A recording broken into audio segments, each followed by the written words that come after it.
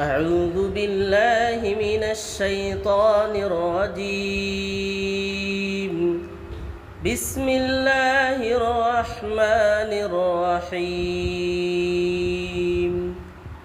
وإذ قال ربك للملائكة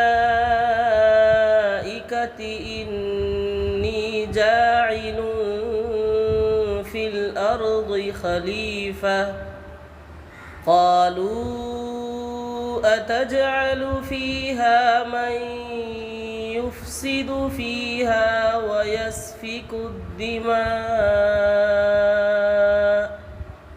ونحن نسبح بحمدك ونقدس لك قال إني أعلم ما لا تعلمون. اور یاد کرو جب تمہارے رب نے فرشتوں سے کہا میں زمین میں ایک خلیفہ بنانے والا ہوں. وہ بولے کیا آپ زمین میں ایسے کو بنائیں گے جو اس میں فساد کرے گا اور خون بہائے گا، حالانکہ ہم تسبیح کرتے ہیں آپ کی حمد کے ساتھ اور آپ کی پاکی بیان کرتے ہیں. اللہ نے فرمایا میں وہ جانتا ہوں جو تم نہیں جانتے. آیت کا پس منظر یہ ہے کہ اللہ تعالیٰ نے جب فرشتوں کو زمین میں انسان کو اپنا خلیفہ بنانے کی خبر دی تو انہوں نے سوال کیا کہ ایسی مخلوق کیوں پیدا کی جا رہی ہے جو فساد کرے گی. ان کا یہ سوال اعتراض نہیں بلکہ حیرت اور علم کا اظہار تھا. اللہ تعالیٰ نے انہیں بتایا کہ اس کے فیصلے حکمت پر مبنی ہیں جو وہ نہیں جانتے. آیت نمبر 21 اور 22 میں صرف اللہ تعالیٰ کی عبادت واجب ہونے کی نہایت مختصر اور سادہ مگر مضبوط دلیل یہ دی گئی تھی کہ جس نے تمہیں پیدا کیا ہے وہی عبادت کا مستحق ہے. پھر آیت نمبر 28 میں کافروں کے کفر پر تعجب کا اظہار بھی اسی بنا پر کیا گیا تھا. اب انسان کی پیدائش کا پورا واقعہ بیان کر کے اس دلیل کو مزید پختہ کیا جا رہا ہے. آیت کریمہ انی جاعل فی الارض خلیفہ میں خلیفہ سے مراد انسان ہے، اور اس کے خلیفہ ہونے کا مطلب یہ ہے کہ وہ زمین میں اللہ تعالیٰ کے احکام پر خود بھی عمل کرے اور اپنی طاقت کے مطابق دوسروں سے بھی کروانے کی کوشش کرے. فرشتوں کا یہ کہنا اتجعل فیہا من یفسد فیہا ویسفک الدماء کچھ اعتراض کے طور پر نہ تھا بلکہ کمال نیاز مندی کے ساتھ محض عرض مدعا تھا کہ حمد و ثنا اور تسبیح و تقدیس میں تو ہم لوگ ہمہ دم مصروف ہیں ہی، اور جو امور ہمارے حوالے کیے جاتے ہیں ان کو بجا لانے میں بھی کوئی کسر نہیں رکھی جاتی. مفسرین نے یہ بھی بیان کیا ہے کہ انسان سے پہلے زمین پر جنات پیدا کیے گئے تھے اور انہوں نے آپس میں لڑ کر ایک دوسرے کو ختم کر ڈالا تھا. فرشتوں نے سوچا کہ شاید انسان کا انجام بھی ایسا ہی ہو، اور انہوں نے قیاس کیا کہ یہ نئی زمینی مخلوق بھی سب کی سب نیکوکار نہ ہوگی،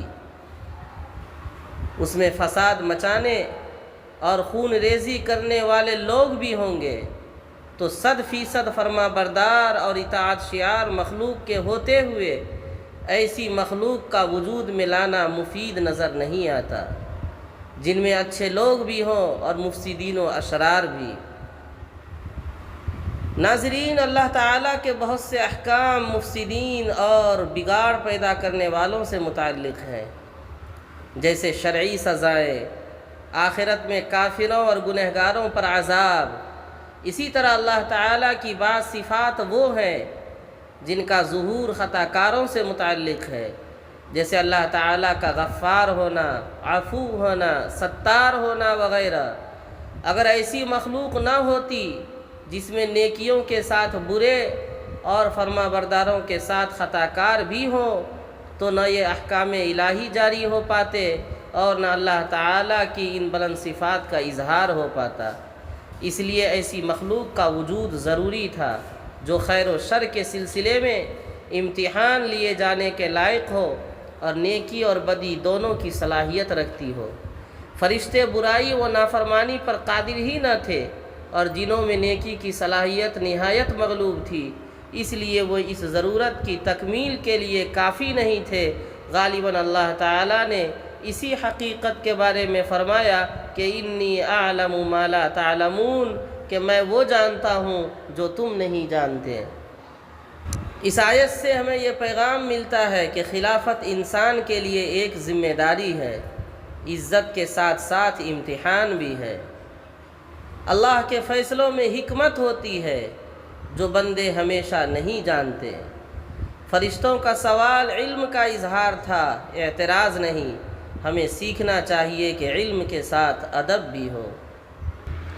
وَعَلَّمَ آدَمَ الْأَسْمَاءَ كُلَّهَا ثُمَّ عَرَضَهُمْ عَلَى الْمَلَائِكَةِ فَقَالَ أَنبِئُونِي بِأَسْمَاءِ هَؤُلَاءِ إِن كُنتُمْ صَادِقِينَ۔ اور اللہ نے آدم علیہ السلام کو سب چیزوں کے نام سکھا دیے، پھر انہیں فرشتوں کے سامنے پیش کیا اور فرمایا اگر تم سچے ہو تو مجھے ان چیزوں کے نام بتاؤ۔ اس آیت کا پس منظر یہ ہے کہ حضرت آدم علیہ السلام کو تمام اشیاء کے نام سکھا کر فرشتوں پر ان کی علمی فضیلت ظاہر کی گئی، تاکہ یہ واضح ہو جائے کہ خلافت کے لیے عقل، علم اور فہم ضروری صفات ہیں۔ عربی زبان میں اسم صرف نام ہی کو نہیں بلکہ علامہ راغب اصفہانی رحمۃ اللہ علیہ کے بقول اس کو کہتے ہیں جس سے کسی شے کی ذات کی معرفت حاصل ہو، ما یعرف بہ ذات الشیء، جس چیز کے ذریعے کسی شے کی ذات کی معرفت حاصل ہو اسے اسم کہتے ہیں۔ اس لیے مفسرین کا خیال ہے کہ حضرت آدم علیہ السلام صرف اشیاء کے نام ہی نہیں بلکہ ان کے حقائق و خواص بھی جانتے تھے۔ گویا آج تک کائنات کی جن پوشیدہ حقیقتوں سے پردہ اٹھتا جا رہا ہے اور انجانی باتیں علم کی روشنی میں آتی جاتی ہیں، وہ اسی علم کا ظہور ہے جو بارگاہ ربانی سے حضرت آدم علیہ السلام کو عطا ہوا تھا۔ آیت کریمہ وَعَلَّمَ آدَمَ الْأَسْمَاء میں ناموں سے مراد کائنات میں پائی جانے والی چیزوں کے نام، ان کی خاصیتیں اور انسان کو پیش آنے والی مختلف کیفیات کا علم ہے، مثلا بھوک، پیاس، صحت اور بیماری وغیرہ۔ اگرچہ آدم علیہ السلام کو ان چیزوں کی تعلیم دیتے وقت فرشتے بھی موجود تھے، لیکن چونکہ ان کی فطرت میں ان چیزوں کی پوری سمجھ نہیں تھی، اس لیے جب ان چیزوں کا امتحان لیا گیا تو وہ جواب نہیں دے سکے، اور اس طرح اللہ تعالیٰ نے عملی طور پر انہیں باور کرا دیا کہ جو کام اس نئی مخلوق سے لینا مقصود ہے وہ فرشتے انجام نہیں دے سکتے۔ ویسے غور کیا جائے تو چیزوں کو نام سے موسوم کرنا بھی انسان ہی کی خصوصیت ہے، دوسری مخلوقات اس سے محروم ہے، اور یہ بھی اللہ تعالیٰ کی بہت بڑی نعمت ہے۔ مثلا اگر انسان پھلوں اور غذاؤں، آدمیوں اور شہروں کے نام رکھنے کی صلاحیت نہیں رکھتا اور فرض کیجئے کہ اسے یہ کہنا ہوتا کہ مجھے حمید کے ذریعے مدینہ کی کھجور بھیج دو تو اس کی تعبیر کرنا کتنا دشوار ہوتا۔ اس لیے اس آیت میں اس بات کی طرف بھی اشارہ ہو سکتا ہے کہ اللہ تعالیٰ نے حضرت آدم علیہ السلام کے واسطے سے بنی آدم ہی کو ناموں کے ذریعے چیزوں کی شناخت اور تعیین کی صلاحیت عطا فرمائی ہے۔ ان کنتم صادقین کے اصل معنی ہے اگر تم سچے ہو، لیکن فرشتوں سے جھوٹ کا احتمال نہیں کہ وہ جھوٹ بولنے پر قادر ہی نہیں ہے، اس لیے یہاں مراد یہ ہے کہ اگر تمہاری بات صحیح ہے، قالوا سبحانك لا علم لنا الا ما علمتنا انك انت حکیم۔ انہوں نے کہا تو پاک ہے، ہمیں کوئی علم نہیں مگر جو تو نے ہمیں سکھایا، بے شک تو ہی سب کچھ جاننے والا حکمت والا ہے۔ بظاہر ان الفاظ سے یہ معلوم ہوتا ہے کہ یہ نام صرف حضرت آدم علیہ السلام کو سکھائے گئے تھے اور فرشتے اس تعلیم میں شریک نہیں تھے۔ اس صورت میں ان سے ان ناموں کے بارے میں پوچھنا یہ جتانے کے لیے تھا کہ تم میں وہ صلاحیت نہیں رکھی گئی جو آدم علیہ السلام کی تخلیق سے مقصود ہے۔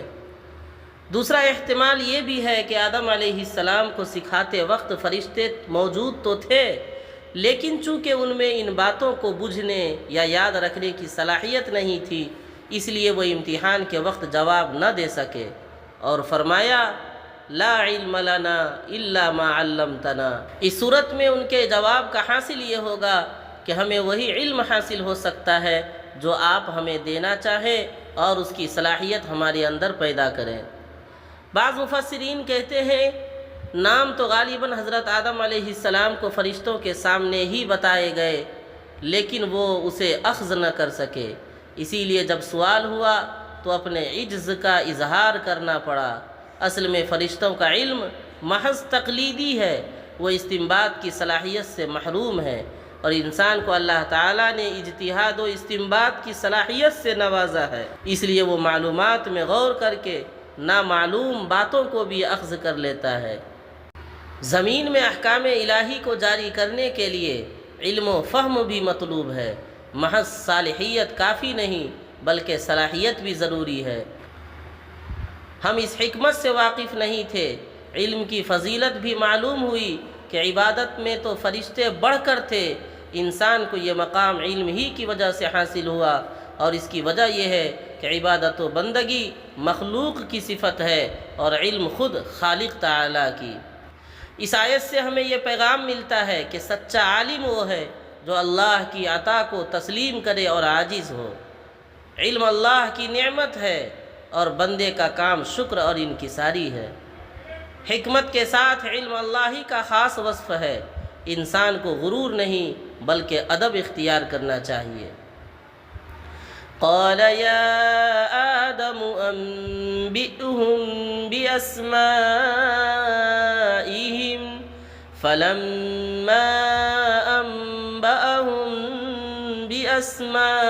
بأسمائهم قال ألم أقل لكم إني أعلم غيب السماوات والأرض وأعلم ما تبدون وما كنتم تكتمون۔ اللہ نے فرمایا اے آدم تم انہیں ان چیزوں کے نام بتاؤ۔ جب آدم علیہ السلام نے ان کے نام بتا دیے تو اللہ نے فرمایا کیا میں نے تم سے نہیں کہا تھا کہ میں آسمانوں اور زمین کے چھپے راز جانتا ہوں، اور میں جانتا ہوں جو تم ظاہر کرتے ہو اور جو تم چھپاتے ہو۔ یہاں حضرت آدم علیہ السلام کی علمی برتری فرشتوں پر ثابت کر دی گئی۔ اللہ تعالیٰ نے انہیں حکم دیا کہ ان چیزوں کے نام بتائیں جو فرشتے نہ بتا سکے تھے۔ اس سے ظاہر ہوا کہ خلافت کے اہل حضرت آدم علیہ السلام ہی ہے۔ اس آیت سے ہمیں یہ سبق ملتا ہے کہ علم انسان کی بڑی فضیلت اور اللہ کا عطیہ ہے۔ اللہ ہر ظاہر اور چھپی ہوئی چیز کو جانتا ہے، اس سے کوئی چیز پوشیدہ نہیں۔